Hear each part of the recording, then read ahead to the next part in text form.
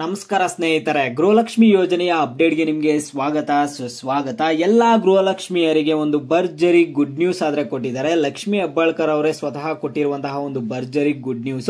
ಇವತ್ತು ಸುದ್ದಿಗೋಷ್ಠಿಯಲ್ಲಿ ಅವರೊಂದು ಹಣ ಆದ್ರೆ ಬಿಡುಗಡೆ ಮಾಡಿಬಿಟ್ಟು ಹಣ ಕೂಡ ಜಮಾ ಮಾಡಿದ್ದಾರೆ. ಯಾವೊಂದು ಫಲಾನುಭವಿಗಳಿಗೆ ಹಣ ಇವತ್ತು ಬಂದು ನಿಮ್ಮ ಖಾತೆಗಳಿಗೆ 2,000 ಹಣ ಜಮಾ ಆಗಿದೆ ಅನ್ನುವಂಥದ್ದನ್ನ ತಿಳಿಸ್ಕೊಡ್ತೀನಿ. ಎಲ್ಲರೂ ವಿಡಿಯೋ ಕೊನೆವರೆಗೂ ನೋಡಕ್ ಟ್ರೈ ಮಾಡಿ. ಅದಕ್ಕೆ ಮುಂಚೆ ಯಾರು ಚಾನಲ್ ಅನ್ನು ಇನ್ನೂ ಸಬ್ಸ್ಕ್ರೈಬ್ ಮಾಡ್ಕೊಂಡಿಲ್ಲ, ಈಗಲೇ ಚಾನಲ್ ಅನ್ನ ಪಟ್ ಅಂತ ಸಬ್ಸ್ಕ್ರೈಬ್ ಮಾಡ್ಕೊಂಡು ವಿಡಿಯೋ ಒಂದು ಲೈಕ್ ಆದ್ರೆ ಕೊಡಿ. ನೀವು ಕೂಡ ಸಬ್ಸ್ಕ್ರೈಬ್ ಲೈಕ್ ಇಂದ ನಿಮ್ಗೆ ಇದೇ ರೀತಿ ಕಂಟಿನ್ಯೂಸ್ ಅಪ್ಡೇಟ್ಸ್ ಆದ್ರೆ ಸಿಗ್ತಿರುತ್ತೆ. ಈಗಾಗಲೇ ಯಾರು ಸಬ್ಸ್ಕ್ರೈಬ್ ಲೈಕ್ ಮಾಡಿ ವಿಡಿಯೋ ನೋಡ್ತಿದ್ದೀರೋ ಎಲ್ಲರಿಗೂ ನನ್ನ ಒಂದು ಹೃದಯ ಪೂರ್ವಕ ಧನ್ಯವಾದಗಳು. ನೋಡಿ, ಈಗ ನಾನು ಡೈರೆಕ್ಟ್ ಆಗಿ ಟಾಪಿಕ್ ಗೆ ಬರ್ತೀನಿ. ಏನಂತ ಅಂದ್ರೆ, ಗೃಹಲಕ್ಷ್ಮಿಯರಿಗೆ ಒಂದು ಭರ್ಜರಿ ಗುಡ್ ನ್ಯೂಸ್ ಆದ್ರೆ ಕೊಟ್ಟಿದ್ದಾರೆ. ಇಲ್ಲಿ ಈಗ ಕಳೆದ 2 ದಿನಗಳ ಹಿಂದೆ ಒಂದು ಅನ್ನಭಾಗ್ಯ ಯೋಜನೆ ಹಣ ಬಂದ್ಬಿಟ್ಟು ಅವರವರ ಖಾತೆಗಳಿಗೆ ಜಮಾ ಆಗ್ತಿತ್ತು. ಈಗ ಗೃಹಲಕ್ಷ್ಮಿಯರಿಗೆ ಗೃಹಲಕ್ಷ್ಮಿ ಯೋಜನೆಯ ಹಣ ಕೂಡ ಇವತ್ತು 2,000 ಹಣ ಆದ್ರೆ ಜಮಾ ಆಗಿದೆ. ಯಾರಿಗೆ ಇವತ್ತು 2,000 ಹಣ ಜಮಾ ಆಗಿದೆ ಏನು ಅನ್ನುವಂಥದ್ದನ್ನ ತಿಳಿಸ್ಕೊಡ್ತೀನಿ ನೋಡಿ.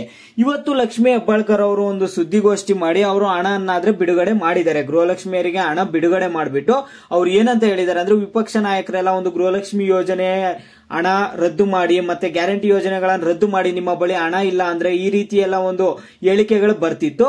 ಇದಕ್ಕೆಲ್ಲ ಒಂದು ಫುಲ್ ಸ್ಟಾಪ್ ಇಡೋದಕ್ಕೆ ಲಕ್ಷ್ಮಿ ಹೆಬ್ಬಾಳ್ಕರ್ ಅವರು ಏನ್ ಹೇಳಿದ್ದಾರೆ ಅಂದ್ರೆ, ನಮ್ಮ ಬಳಿ ಹಣ ಇಲ್ಲ ಅಂತ ಹೇಳುವುದು ಸುಳ್ಳು. ಗೃಹಲಕ್ಷ್ಮಿ ಯೋಜನೆಯ ಹಣ ಕೊಡೋದಕ್ಕೆ ನಮ್ಮ ಬಳಿ ಹಣ ಇದೆ, ನಮ್ಮ ಸರ್ಕಾರದ ಬಳಿ ಹಣ ಇದೆ.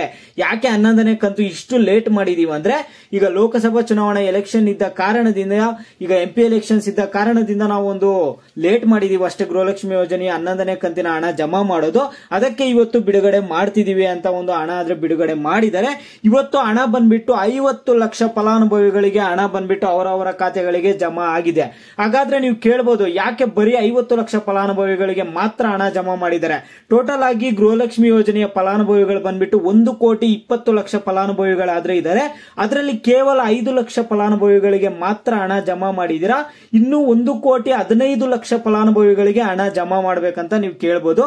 ಈಗ ಮೊದಲು ಪ್ರತಿ ಕಂತು, ಈಗ 10ನೇ ಕಂತು 9ನೇ ಕಂತು ಹಣ ಬಿಡುಗಡೆ ಮಾಡ್ಬೇಕಾದ್ರೂ ಅಷ್ಟೇ, ಮೊದಲು ಏನ್ ಮಾಡ್ತಾರೆ ಅಂದ್ರೆ 5 ಲಕ್ಷ ಫಲಾನುಭವಿಗಳಿಗೆ ಮಾತ್ರ ಹಣವನ್ನ ಜಮಾ ಮಾಡ್ತಾರೆ. ಕೆಲವರಿಗೆ ಮಾತ್ರ ಹಣವನ್ನ ಜಮಾ ಮಾಡ್ತಾರೆ, ಚೆಕ್ ಮಾಡೋದಕ್ಕೆ ಹಣ ಪ್ರೊಸೆಸ್ ಆಗ್ತಿದೆಯಾ ಇಲ್ಲ DBT ಮುಖಾಂತರ ಅಂತ ಚೆಕ್ ಮಾಡೋದಕ್ಕೆ. ಈಗ ಕೇವಲ 5 ಲಕ್ಷ ಫಲಾನುಭವಿಗಳಿಗೆ ಹಣ ಜಮಾ ಆಗಿದೆ.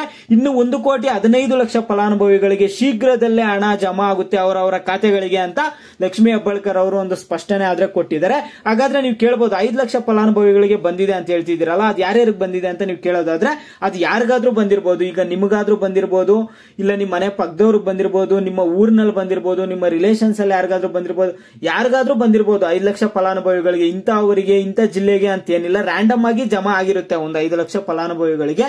ನಿಮಗೆ ಹಣ ಬಂದಿದೆಯಾ ಇಲ್ಲ ಅನ್ನೋದನ್ನ ವಿಡಿಯೋಗೆ ಲೈಕ್ ಮಾಡ್ಬಿಟ್ಟು ಕಾಮೆಂಟ್ ಮುಖಾಂತರ ತಿಳಿಸಿ.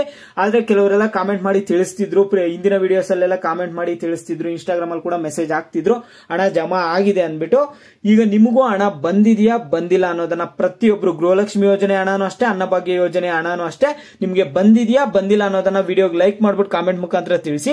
ನೀವು ಲೈಕ್ ಮಾಡಿ ಕಾಮೆಂಟ್ ಮುಖಾಂತರ ತಿಳಿಸೋದ್ರಿಂದ ಬೇರೆಯವ್ರಿಗೂ ಗೊತ್ತಾಗುತ್ತೆ ಯಾರ್ಯಾರಿಗೆ ಹಣ ಬಂದಿದೆ ಯಾರ್ಯಾರಿಗೆ ಹಣ ಬಂದಿಲ್ಲ ಅಂತ.